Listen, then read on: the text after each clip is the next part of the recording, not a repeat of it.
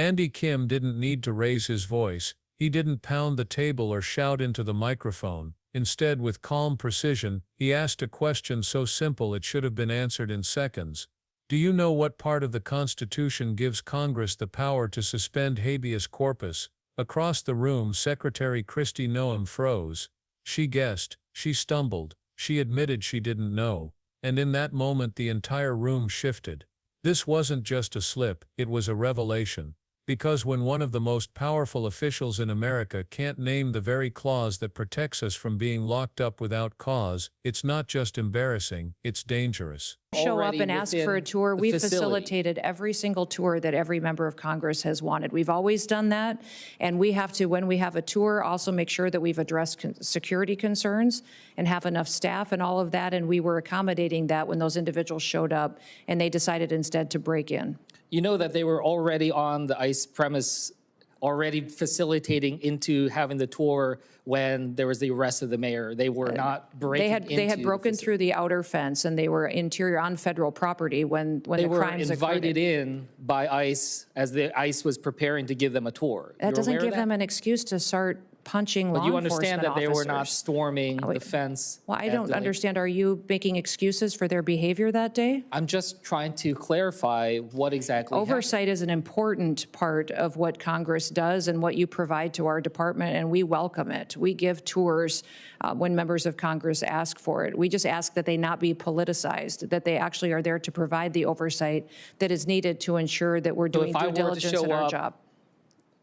And if I were to show up at ICE detention facility unannounced, I would be let in. Yes, I would ask that you would be allowing us to secure the officers that we need to give you an appropriate tour, that we'd be able to cover the other bases and posts that they would have to leave to come and facilitate that. We may have to call other people in to help cover some of that because of the extra responsibilities, but we can do that. I've done this before. I just wanted to make sure I heard that from you. I wanted to just go back to something that was raised earlier about habeas corpus. Can you confirm to us that you understand that any suspension of habeas corpus requires an act of Congress? President Lincoln executed habeas corpus in the past with retroactive action by Congress. I believe that any president that was able to do that in the past, it should be afforded to our current day president. This president has never said he's going to do this. He's never communicated to me or his administration that they're going to consider suspending habeas corpus, but I do think the Constitution allows them the right to consider it. When we saw what happened with, how many times has habeas corpus been suspended in our country? Once that I know of. 4 times. For certain. I'm not certain if those were. The instance that you were referring to was one where the courts subsequently showed that Congress is the one that has the ability. Do you know what section of the Constitution the suspension clause of habeas corpus is in? I do not. Nope. Do you know which article it is in? No, I do not, sir. Okay, well, it is in Article 1. Do you know which branch of government Article 1 outlines the tasks and the responsibilities for? Yes. Which one? Congress. Yes. Stephen Miller has said that he is actively considering, that there is active consideration of habeas corpus. Have you had a conversation with Stephen Miller about suspending habeas corpus? I have not. When it comes to FEMA, this is something I'm concerned about. Being from New Jersey, we've had challenges with Superstorm Sandy and others in the past. I was alarmed when I saw some reports that the acting head, Richardson, said last Thursday that he's about 80 to 85% done with the hurricane season plan, given that we are just days away from hurricane season beginning. I just wanted to ask you, is he done with his hurricane preparedness plan? He is working diligently with the employees at FEMA and are prepared for hurricane season. What you referenced. Have you seen this plan? Have you seen this plan? Is he? Yes, I've been actively engaged in hurricane response and preparation. We're pre-staging people, pre-staging equipment. Is that We're making sure that we have tabletop exercise we're running through with all of our regions on what their response will be. It's been very extensive how we've laid out this plan. And will you be able to share that plan with this committee? I will check and make sure that I can, but I would think that we would be able to do that. I can't see any reason that would be. Just one last thing. A couple weeks ago, you said. And what unfolded next would expose a truth every American needs to hear. Senator Andy Kim didn't waste a second. He started with what should have been the easiest test in civics, the Constitution's suspension clause. Which article is it in? He asked. Secretary Kristi Noem hesitated, then guessed wrong. Do you know what branch Article 1 belongs to? Again silence, followed by a shaky admission. She didn't know. These weren't trick questions, they were basics that any high school student could answer. Yet here was a senior official, entrusted with enforcing laws, unable to recall the most fundamental protections of American liberty. Kim's calm tone made the exchange even more devastating. He wasn't grandstanding, he was peeling back a curtain. What he revealed was bigger than one person's stumble, because habeas corpus isn't trivia. It's the foundation of due process, the safeguard against unchecked power. And if leaders at the highest level don't know it, what else are they willing to overlook? Habeas corpus isn't just another legal phrase buried in the Constitution, it's the lifeline of freedom. At its core, it means the government cannot simply throw someone in a cell and leave them there without cause. It forces accountability, demanding that any detention be justified before a court. Without it, anyone innocent or guilty could disappear behind bars, no explanation required. That's why the framers of the Constitution placed it directly into Article 1, limiting its suspension to the rarest of circumstances.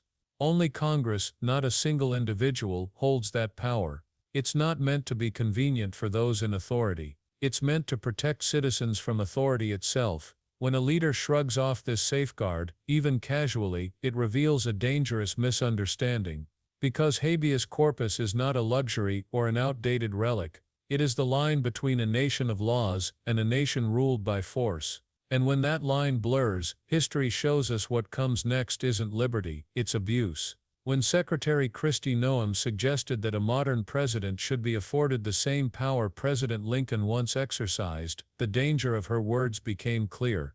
On the surface it might sound like a historical comparison, but the reality is far more alarming. Lincoln acted during the Civil War, a moment when the nation was literally split in two, and even then, Congress stepped in to ratify the decision. It was never a free pass for executive power, it was a temporary measure tied to extraordinary circumstances. By framing it as a privilege any president should hold today, Noem opened the door to a chilling possibility, detaining citizens without trial, without oversight, without recourse. That's not just a theoretical risk, it's the kind of unchecked power the Constitution was designed to prevent. Senator Kim didn't need to shout to make the point. His steady questions revealed it for everyone watching. The issue wasn't only what she said, but what it implied. If leaders believe the president alone can strip away habeas corpus, then the very principle of due process centuries in the making could vanish with the stroke of a pen. After the constitutional stumble, the hearing shifted to another flashpoint: oversight of ICE detention facilities. A recent press release from the Department of Homeland Security accused members of Congress from New Jersey of causing a disturbance at Delaney Hall. The statement painted a picture of lawmakers storming a facility, creating chaos. But when Senator Andy Kim pressed for details, the narrative began to unravel. By law, members of Congress are allowed to conduct unannounced visits for oversight. No appointment is needed, no permission slip required. Kim asked directly, if I were to show up at an ICE detention center unannounced, would I be let in? Noem admitted yes, then quickly tried to layer on excuses, staffing concerns, security issues, scheduling logistics. But the core fact couldn't be avoided. The Constitution doesn't require an invitation. Oversight is a right, not a favor. And when Kim clarified that lawmakers were already inside, being given a tour, when outside arrests caused confusion, the claim of a mob storming the fence collapsed entirely. This wasn't about protocol, it was about reframing lawful oversight as aggression, and that tactic, subtle but powerful, exposed a deeper pattern that couldn't be ignored. What unfolded in that hearing was more than a single misstep. It revealed a pattern that stretches across institutions: normalize ignorance, discredit oversight, and slowly shift the balance of power away from accountability. By portraying elected officials as agitators instead of watchdogs, the very act of oversight is recast as a threat. And by shrugging off constitutional limits as mere technicalities, the ground under our democracy starts to erode. This isn't just about one facility or one press release, it's about how those in authority frame the story. If oversight becomes political theater and constitutional safeguards become optional, then the public grows numb to the violations. That numbness is dangerous. It allows power to expand unchecked quietly until it's too late to pull it back. Senator Kim's questions exposed that pattern with clarity. Every answer he received, hesitant, defensive, or misleading, fit the same mold: protect authority first, explain the Constitution later. It's a script that weakens institutions from within. And while it may seem subtle in the moment, history reminds us that this is how freedoms slip away, not with a sudden collapse, but with small cracks that go unchallenged.